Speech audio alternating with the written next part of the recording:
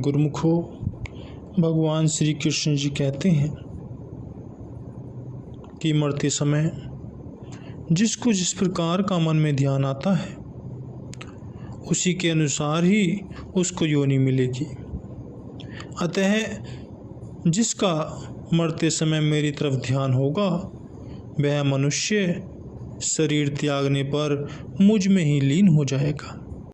जैसा कि बताया गया है, त्रेता युग में जब भगवान श्री रामचंद्र जी व रावण का युद्ध समाप्त हुआ, दोनों तरफ की राक्षस एवं वानर सेनाएं अधिकांश मात्रा में मर चुकी थी।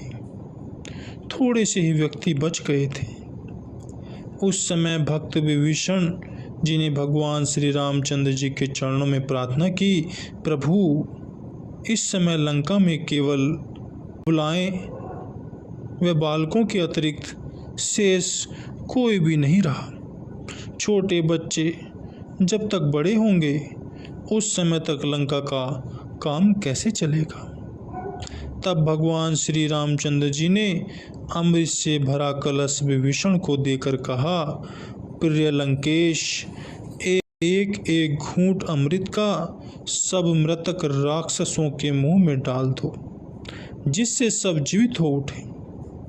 तब विभीषण ने ऐसा ही किया, परंतु राक्षसों के मुंह में अमृत डालने पर कोई भी राक्षस जीवित न हुआ।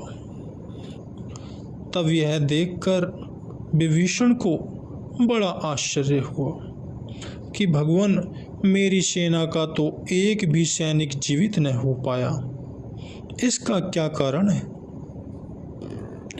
अंत में भगवान श्री रामचंद्र जी के पास जाकर विभीषण जी ने सब समाचार सुनाया। तब भगवान ने उत्तर देते हुए कहा, हे विभीषण, राक्षस सेना को तो मरते समय तक मेरा ध्यान बना रहा।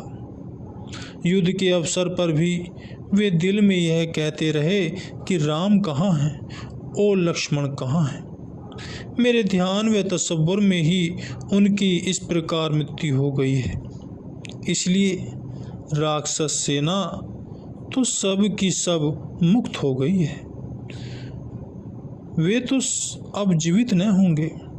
भगवान श्री रामचंद्र जी ने विभीषण को संबोधित करते हुए कहा कि वानर सेना ने हमारी सेवा करके परम पद की प्राप्त की है।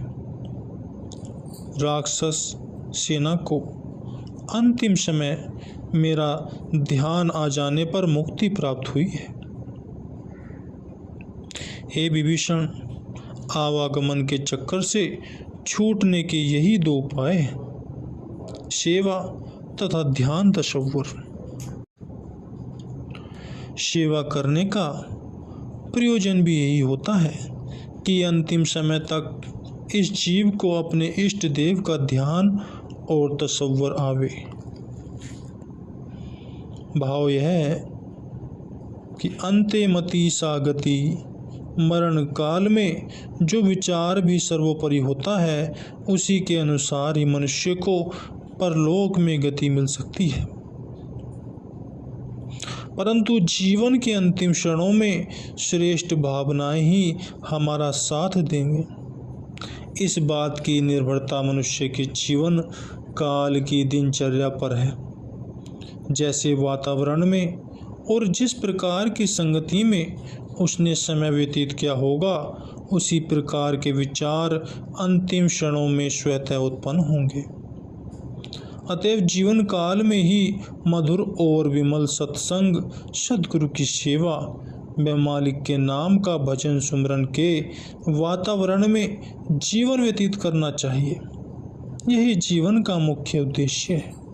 तभी मरते समय परम पिता परमात्मा का